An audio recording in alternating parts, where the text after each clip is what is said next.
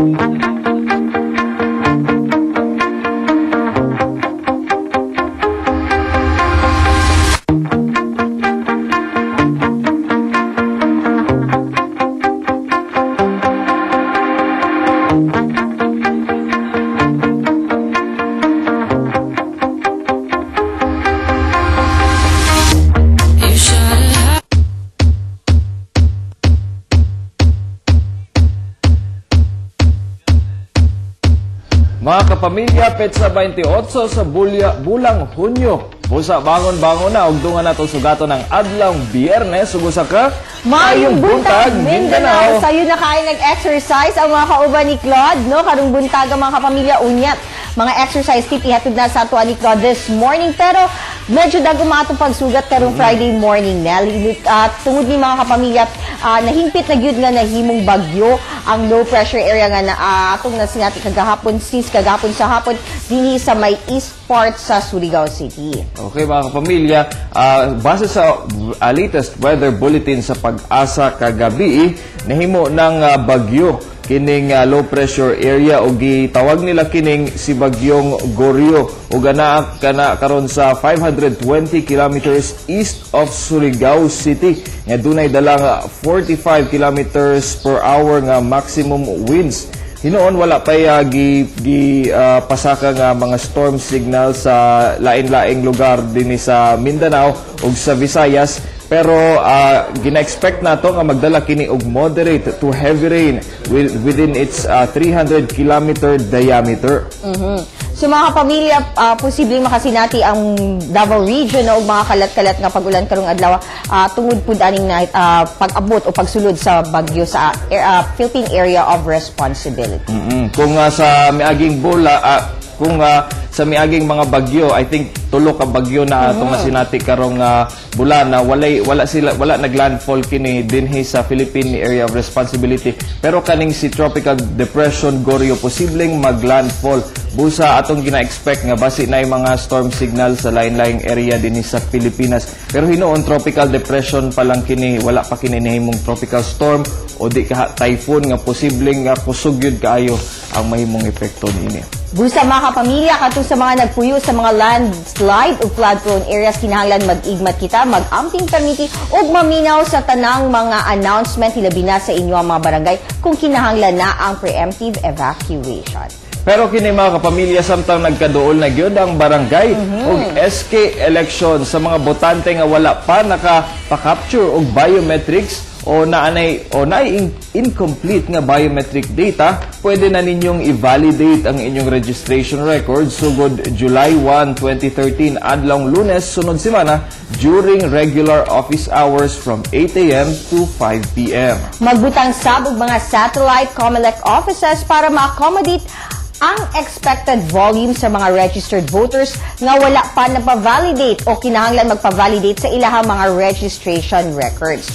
And gawas anel magsugod na pud ang registration alang sa mga bag-ong botante nga buot nga moboto para sa paipayga yung barangay and SK elections. Kanus ang mag-start ang registration nel? Yes, Mitch, magsugod ang synchronized registration sa barangay ug SK elections gikan July 22 hangtod July 31 ug gituhuan natong moabot sa 740,000 voters ang mo sign up for the barangay polls ug another 2 million for the SK election.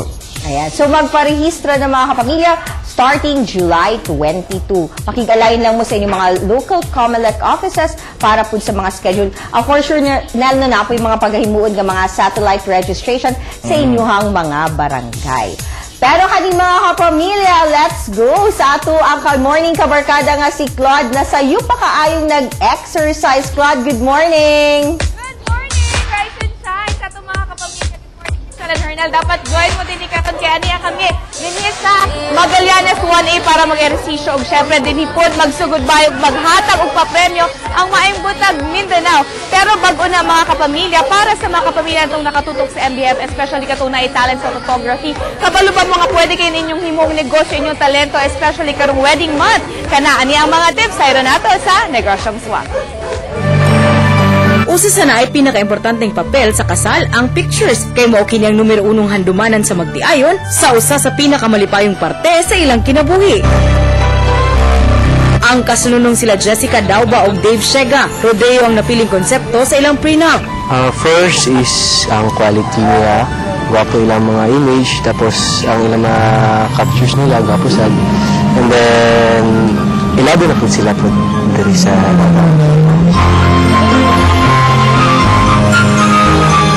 Nagsugod isip assistant sa usa ka wedding photographer si John Hamora. Hangtod nakadesisyon kini nga mobuhat sa iyang kaugalingong pangalan. Ang gusto na makita sa mga photos na mo is ang mga couples na mo natural ang inyong dating. So wala tayo may gamit og mga lights.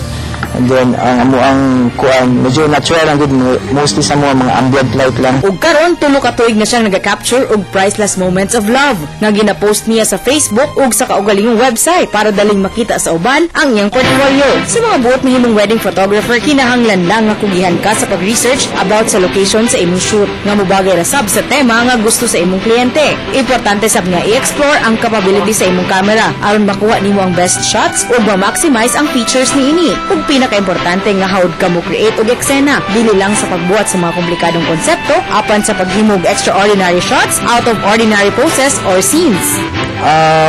Ako lang maano sila is do a lot of research and then practice good, and then also try to mag-apply ka na mag-assist ng mga photographers, mga wedding photographers para at least maka-learn sila gikan sa mga nauna na gyud.